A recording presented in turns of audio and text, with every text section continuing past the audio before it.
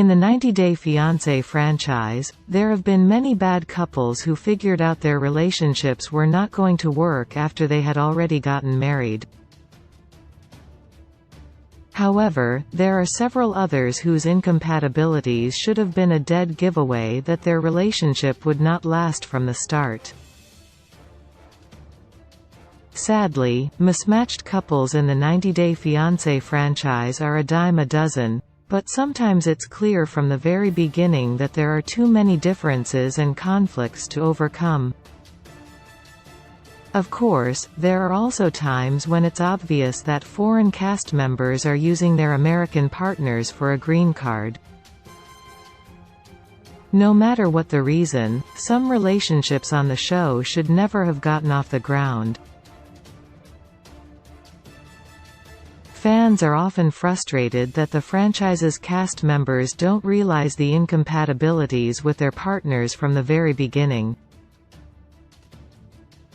In that vein, these are the couples who should never have been together, as their relationships were doomed from the start. Danielle Jabali and Mohammed Jabali. From the minute Mohammed arrived in the U.S. to be with his fiancée, Danielle, viewers knew something wasn't right. Everything about Mohammed's actions and body language indicated he wanted nothing to do with Danielle, and many fans assumed he was only marrying her for a green card. Although Danielle and Mohammed's relationship culminated in marriage, it didn't take long before they got divorced.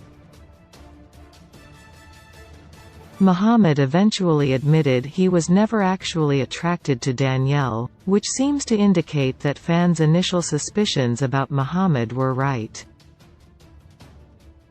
George Nava and Anfisa Arkhipchenko. Anfisa is another 90-Day Fiancé cast member who viewers immediately assumed was a green card hunter. Although her American fiancé Jorge was crazy about her, or at least crazy about the way she looked, Anfisa didn't seem very interested in Jorge. Despite doing things like locking Jorge out of his cell phone and keying his car, the couple got married. However, when Jorge and Anfisa later divorced, no one was surprised because their relationship was never based on love and respect. Nicole Nafziger and Azan Tefu. Nicole Nafziger, TLC, 90-Day Fiancé. Although their relationship spanned the course of 2 seasons of 90-Day Fiancé, Nicole and Azan should never have been on the show at all. The couple was poorly matched from the beginning, as Nicole didn't share Azan's passion for health and fitness and Azan admitted he wasn't very attracted to her. In addition to their incompatibilities, Nicole's family was not supportive of her relationship with Azan, and the couple always faced an uphill battle. Recently, Nicole confirmed her breakup with Azan, and the only thing shocking about the news is that it didn't happen sooner. Molly Hopkins and Luis Mendez. Luis was another foreign cast member who was only interested in a green card, and it's unfortunate that Molly didn't realize it sooner. Even before Molly discovered the full extent of Luis's deception, it was clear he was bad news. Luis had no interest in helping Molly take care of her 2 daughters and even brought up inappropriate topics with Molly's older daughter. Luis also gaslit Molly on multiple occasions and clearly had no love for her. After 90-Day Fiancé Season 5, Molly and Luis got divorced, and it was certainly the right decision. Angela Deem and Michael Alasanmi. Though many fans still find Angela and Michael to be an entertaining couple, it doesn't mean they're good together. From the very start, it seemed like Angela and Michael were using each other. Angela delighted in having a much younger man, and Michael delighted in the chance for a green card. But even if Angela and Michael didn't have ulterior motives, there were serious incompatibilities that made their relationship untenable from the get-go.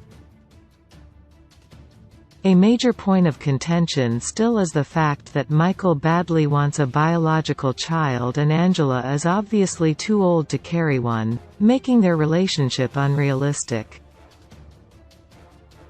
Yolanda Leake and Williams. 90 Day Fiancé. Yolanda. On 90 Day Fiancé.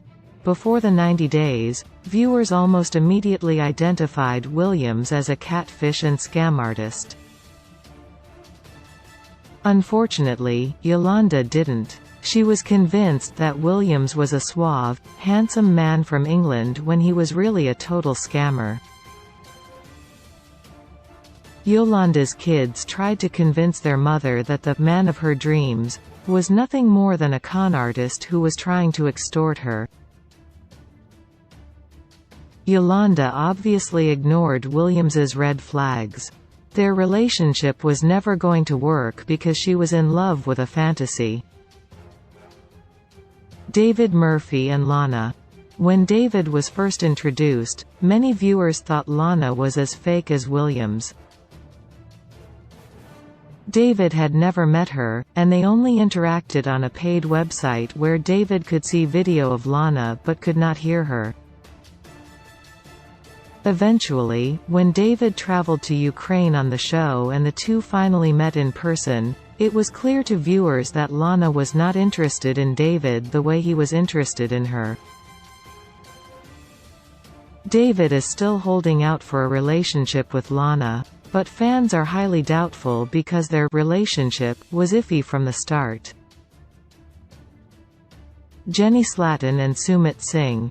Current 90 Day Fiancé. The other-way couple Jenny and Sumit have many problems, but they started when the two of them first interacted. Initially, Sumit catfished Jenny, pretending to be a man named Michael Jones. Once Jenny found out Sumit had been lying to her, and that he was not Michael Jones, she should have kicked him to the curb. However, she continued her relationship with him.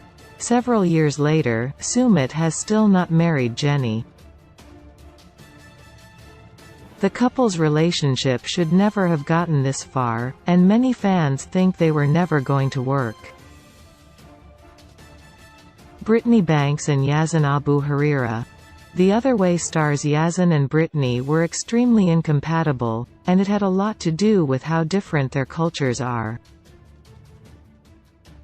Brittany was always more of a party girl and loved dressing provocatively. Such behavior isn't out of place in Palm Beach, Florida, where Brittany is from, but it's definitely not acceptable in Jordan, Yazan's home country. Almost immediately after Brittany landed in Jordan, she experienced a major culture shock, and the couple was not accepted by Yazan's family. Brittany and Yazan's cultural differences doomed their relationship before it started. Often, mismatched 90 Day Fiancé couples leave viewers shouting at the TV in exasperation because the cast members on screen can't identify the futility in their relationships. Many of these couples have since broken up or gotten divorced, but the ones who haven't should consider cutting their losses.